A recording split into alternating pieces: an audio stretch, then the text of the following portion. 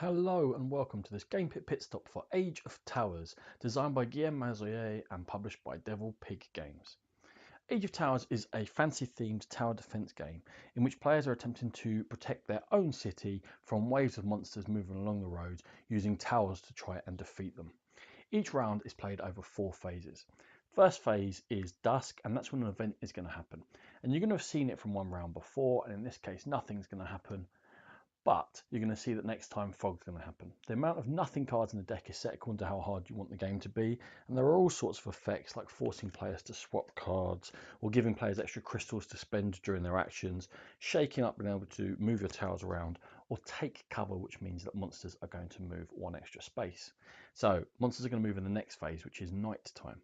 You look at the level of the monster and then move that far along your path. For example, this spider moves 1, 2, 3 along. Spider has reached the city. That means it's going to do damage to the city equal to the level of the monster, which means I'll move down 3 here.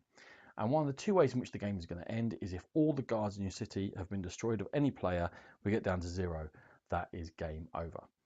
Now, all the other monsters will move as far as their level apart from goblins. Goblins are in a horde and they move equal to the number of goblins which are on the board at the time. In this case, it's 3.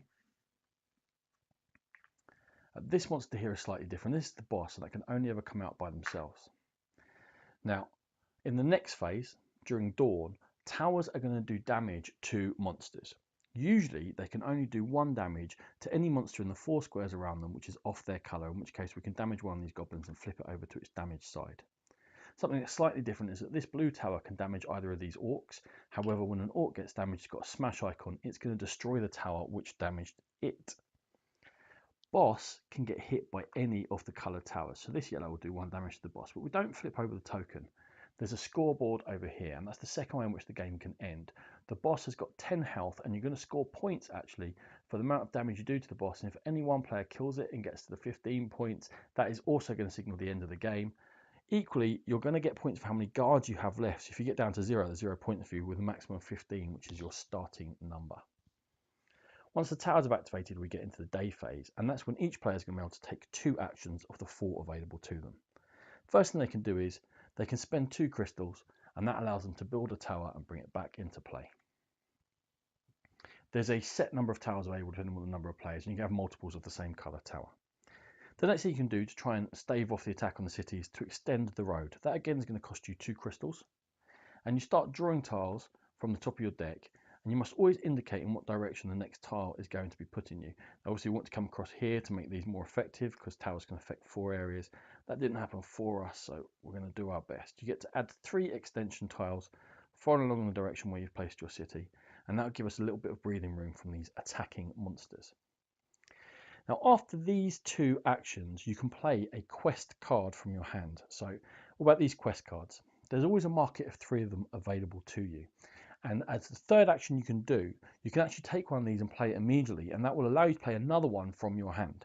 What kinds of things do the quest cards do? All sorts of different things. But one of the things they're allowed to do is spend crystals to upgrade your towers. You can usually also gain crystals from them, or they cost you crystals. So if I want to upgrade, it's going to make these towers more effective.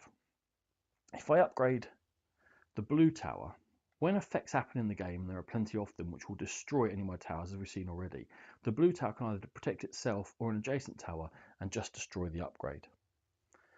When I put the yellow one in play, that now is a monster trap, and any one monster on the night phase that moves into an adjacent square, I can stop its movement there and prevent it from moving any further. And here's a double cannon on the red one. That means that this now does 2 damage to red creatures or the black creature, either 2 on the same one or 1 to 2 different ones. You've got things like Resurrection, which will let you gain guards back. Heroes come for rent. They can send monsters back down your road, or you can protect your city for 1 night. And there's all sorts. Fire at Will does extra damage. Special Monster gets you additional crystals if you capture a monster next time. Eldorado gives you lots of crystals in your hand to allow you to build. Mist means that monsters don't move and towers don't activate during the next phase for you. Switcheroo lets you move your towers around. Gift lets you take one of your monsters and give it to one of the other players. Or road expansions, if you run out of road, allows you to play special road expansion tiles, adding them onto your city in a similar fashion to the expansion action. When the end of the game comes, players are going to check how many guards they've got left in the city, how much damage they've done to the boss, as I said, and there's also always 4 trophies available, and they come in 2 different types. There's ones that you can race to, for example, build the first person to build 3 yellow towers here, or 4, or upgrade, or this one is the first to capture 4 monsters. And there's also end-game scoring, which will vary from game to game. This one is for every 2 crystals you have at the end, you score a point, or this one is whoever's upgraded the most towers is going to score 3 points. Once you've added up all of those points, you're going to see who's been the most successful at defending their city in Age of Towers. This has been a Game Pit Stop. For more videos like this, check out our YouTube channel, and for more in-depth coverage of gaming, please find the Game Pit podcast.